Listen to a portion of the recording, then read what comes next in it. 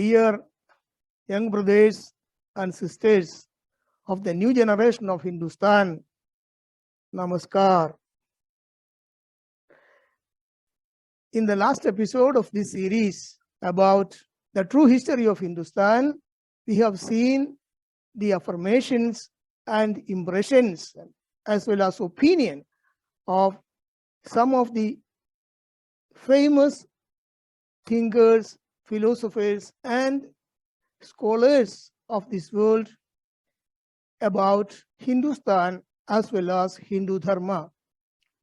In this episode also, we continue to verify opinions of other famous authors and scholars of this world about Hindustan.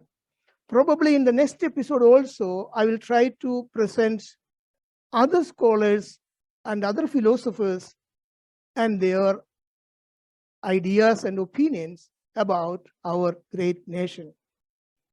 So let us proceed to see what they say in this episode. Okay? Because it's very important to understand those things, those ideas, what others have thought about our great nation. Here we have a long statement by Kate Bellows, a prominent person of the National Geographic Society. There are some parts of the world that once visited get into our heart and won't go. For me, India is such a place.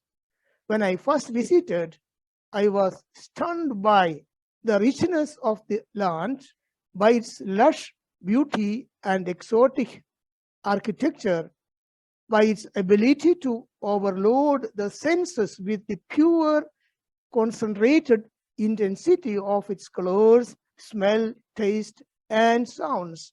I had been seeing the world in black and white, and when brought face to face with India, experienced everything re-rendered in brilliant technicolor.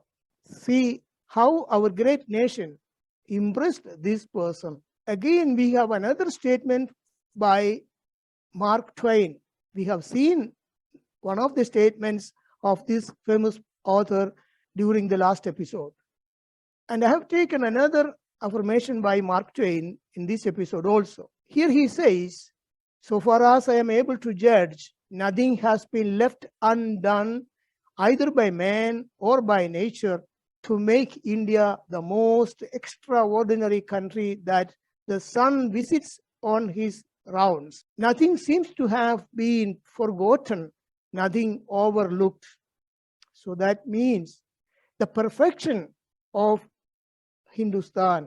Now, here we have the affirmation of another American historian, Will Durant. He says, India will teach us the tolerance and gentleness of mature mind, not the words, mature mind, understanding spirit, and a unifying, pacifying love for all human beings. And this is important. That is what we always prayed.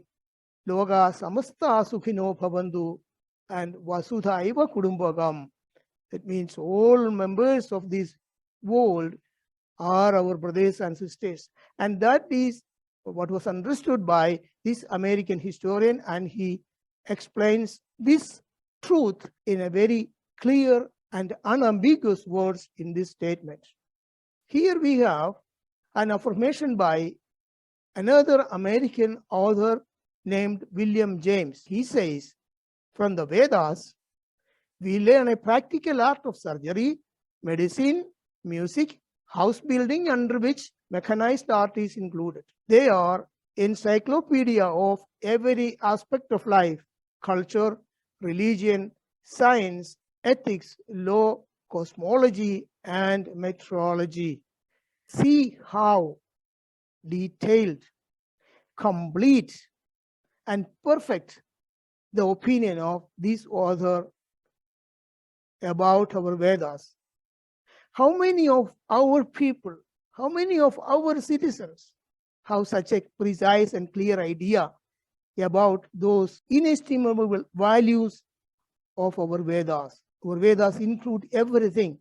And this fact, this truth, the American author understood and he stated it publicly, whereas our citizens are kept ignorant of these eternal truths. So this is the importance why we have to understand the opinion of others. Others means others with brain, others with intelligence, others with thinking capacity. What those people narrated about or stated about our great nation Hindustan. Let us leave the older generations which came into existence since 1940 till the last few years. But you are a young generation. You are the sons and daughters of Hindustan, and you should understand these opinions, these statements. Then only you will be feeling absolute proud and self-esteem of being born in this great nation. Let us see other affirmations. Here we have the opinion of a British Orientalist, Sir William Jones, and he says the Sanskrit language, whatever be its antiquity, is of wonderful structure, more perfect than the Greek, more copious than the Latin, and more exquisitely refined than either. And it was this Sanskrit language which was declared by Jawaharlal Nehru as a dead language. See the ignorance of the first Prime Minister of our nation. A couple of years ago, the Japanese people discovered that repeating Sanskrit slogas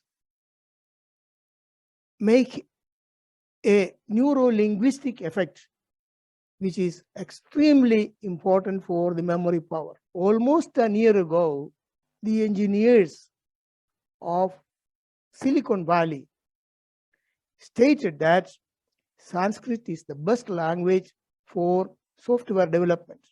And it was this language, which was understood by people of other nations, declared by our first Prime Minister as a dead language.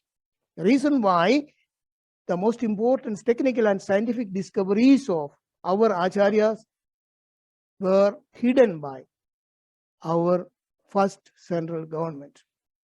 Think about it. Let us see some other affirmations.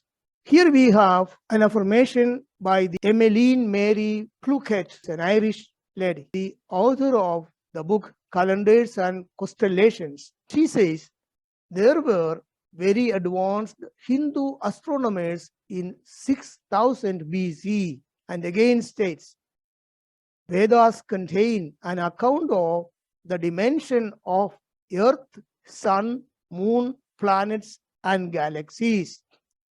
See how those people, 3 or 4 eminent thinkers and scholars we have seen, what is their opinion about Hindustan, our Hindu Dharma, the discoveries of our acharyas.